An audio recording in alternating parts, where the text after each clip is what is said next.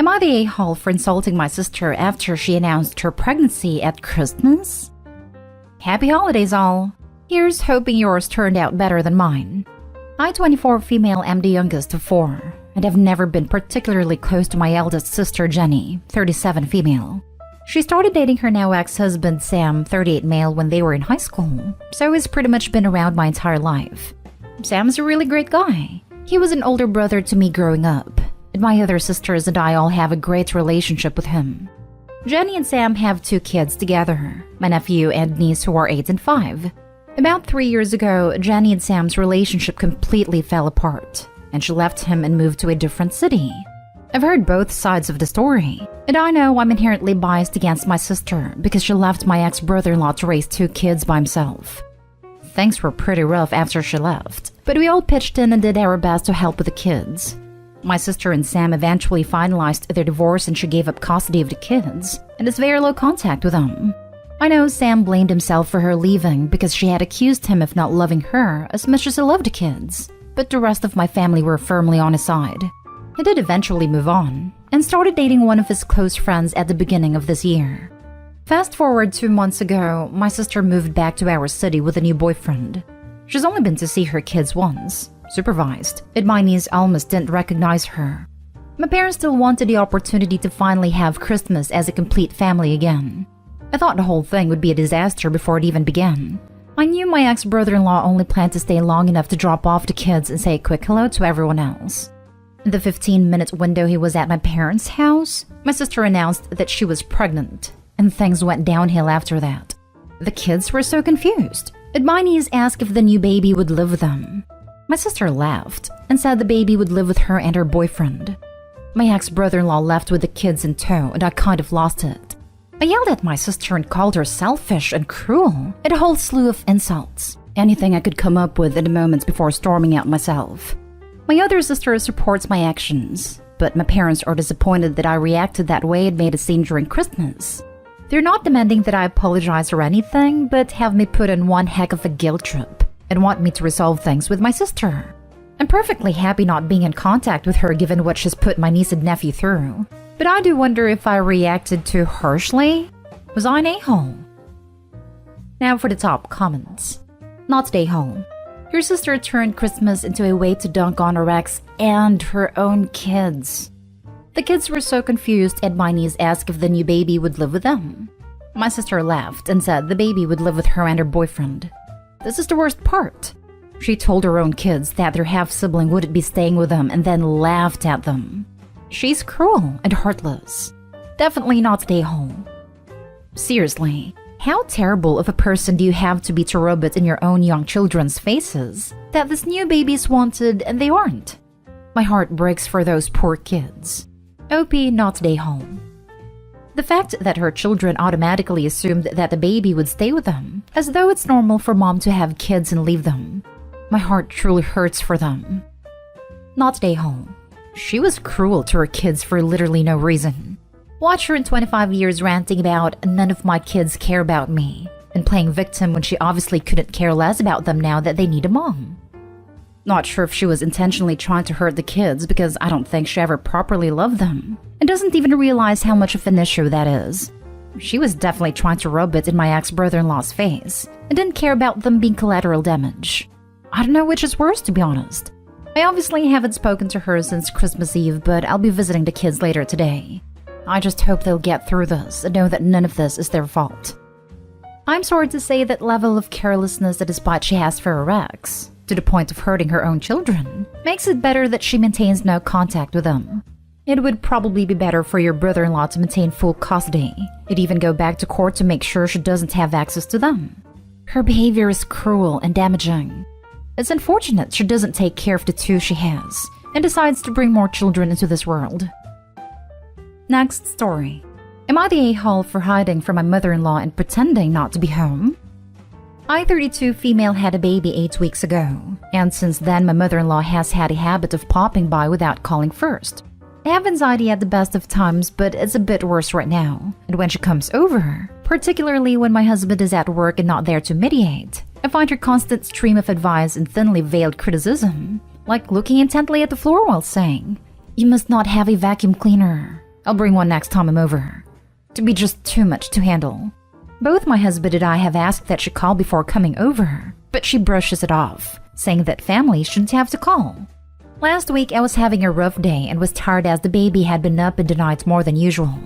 I looked out the bedroom window to see my mother-in-law walking through the front gate, and I honestly wanted to cry. I'm not proud of it, but I sat on the floor of the bedroom ignoring the doorbell until she went away. I felt really bad after her, because she doesn't drive and I knew it would have taken her a 20-minute bus ride to get to our house, just to have turn around and go back. Apparently, she called my husband at work to let him know that she'd tried to visit me, because he called home to see if everything was okay. And I told him she must have come while I was out with the baby for a walk, because I didn't want to admit that I had hidden from his mother. That evening when he got home, he noticed that the baby's stroller was in the corner with a diaper bag in it, as he'd left it the previous day, so I figured out I hadn't taken the baby for a walk after all. I admitted that I hadn't answered the door for his mom even though I was home, and he said that he knows she can be difficult, but that it was still an a-hole move to make her spend 40 minutes in transit to not even see me or her grandchild. He brought it up a couple of times over the holidays. Just to me, he didn't tell her. And now I feel like maybe I did something really awful. Not an a-hole. She has to call before coming. The fact that she sat in the bus for 40 minutes without seeing her grandchild is her own problem. Yes, mother-in-law brought it on herself by not informing an upcoming visit. Too bad. Not an a-hole. It's extremely rude to keep stopping by without asking. You should come to her house at a very bad time for her, like very early morning or while she is busy, and say that family shouldn't have to call to come over. Does your husband help with the baby at night? Thank you.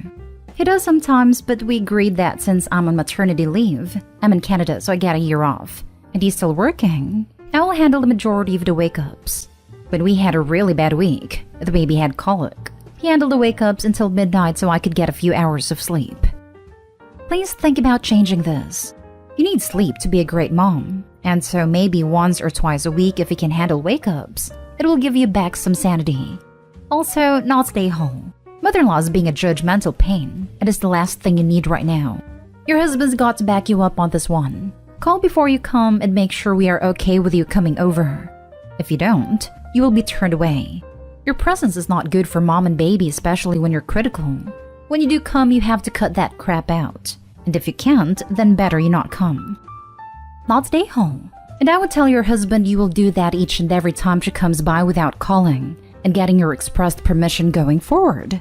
It's completely unacceptable for her to show up at anyone's house without calling and confirming they're okay with it, especially that of a new mother. Beyond that, I would maybe start responding to her passive-aggressive comments bluntly. In your example, I would say, "Great, then when you bring a vacuum, you can vacuum next time I agree for you to come over. That's such a great gift, mother-in-law, for you to willingly vacuum our home." Alternatively, you can say, "I would appreciate no comments about the state of my house, especially when I did not agree to you coming over." Overall, get your husband to be aware you will do this going forward, and he should let his mother know that this is the course of action that you both will be doing. Next story is titled, "Am I the a-hole for agreeing to have my family visit for a week after my wife gives birth?" My wife 23 and I 27 are expecting. She's due this month, and things have been a bit intense recently with her being extra hormonal. We live in a different state than my family, so my wife and I couldn't visit for Christmas. My parents were calling to continue complaining about us not spending Christmas with them, and demanded I make it up for them. I said I was open for any suggestions they had, and they suggested they come stay with us for a week once the baby is born. That way they could spend time with us and the baby as well. I thought, why not? That seemed to be a pretty good suggestion, since it's been months since we've seen each other, so I told them to go ahead and made the invitation official. This morning, my wife was talking about her plans once the baby's here, and that's when I remembered my conversation with my parents. I immediately told her that I agreed to let them over for a week once the baby is born, to make up for the holidays we missed with them. She first looked shocked, then freaked out at me saying I shouldn't have invited them just like that without talking to her first. I asked why not, since she loves them and loves being around them. But she explained that my family can be a lot of work, and having them as guests while caretaking for a newborn is the last thing she wanted. I told her it was no big deal, besides that we could use help if she thought about this way, but she lashed out on me about how the first few days of the baby's life is essential time for bonding and being intimate, and I just took that away from her by inviting my parents and invading her space. I argued that she was being melodramatic right then, because my family are decent people, and I'm pretty sure they'll make this experience a lot more warmer. But she still disagreed, and said if my family were decent, then they wouldn't have accepted my invitation. I clarified to her that I did not invite them, and this was in fact a suggestion made by them, and I just agreed after they complained about me missing spending the holidays with them. She went off on me demanding I call them and cancel everything I planned with them, but I thought that was unacceptable since she did not give a good enough reason for me to do that. And besides, my parents can help, but she still denied that being true. She's gone radio silence for the rest of the day and is acting like my family are somehow making her uncomfortable, though they're not the judgmental or intrusive type, and are just about spending time with each other. Am I the a-hole? Now for the comments. You're the a-hole. Until you push a human out of your body and suffer the physical consequences of it, you absolutely do not get to say that it is no big deal and not good enough reason. Your wife will have just pushed a fair-sized melon out of her body. There is a good chance she will have been torn or cut. There is a good chance she won't be able to sit down. She will potentially be in a diaper and have walnut-sized clots of blood coming out of her body. There is a chance that the bathroom will not be guest-ready after she has been in there because it will look like an abattoir. Are you cleaning up every time she goes in there? Her milk will come in on about day 5, which is often extremely painful and causes a huge hormonal surge and causes the milk blues. Her nipples will not yet have hardened up and might crack and bleed. Your baby may be an angel, but then again it may not. Your wife might be feeding very, very frequently, meaning she won't sleep, she will be exhausted, look like crap, and cry a lot. You think none of this is a good reason to not want to host guests? In short, the only people who should be staying with you are people who have seen her naked and could actually help her in the bathroom like her mother, sister, or husband. This is all if the birth is normal, straightforward delivery. A friend gave birth, tore so much she needed surgery twice, and wasn't fit for visitors for at least a month. And that was just people going for an hour, let alone living in the house. You are the biggest a-hole I've ever seen. You're the a-hole. So instead of having the week after giving birth to begin healing, bonding, time with her little family of 3, you have made it so your wife has to host and put up with having guests? Do you have any idea how much pain she's going to be in? Not to mention the 2 of you learning to be parents. Plus, well done in showing to your wife that at her most vulnerable, you will not be putting her first. Hold on. Edit. Few things so there's no misunderstanding here, alright? First of all, my wife doesn't normally have an issue with my family being around. They all get along pretty good. And second of all, which is an important info, my wife and I talked about having her directly speak to them about why she should rather postpone their visit so we could clear the air. But she refused and said she doesn't want to ruin her relationship with them. It asked me to do it.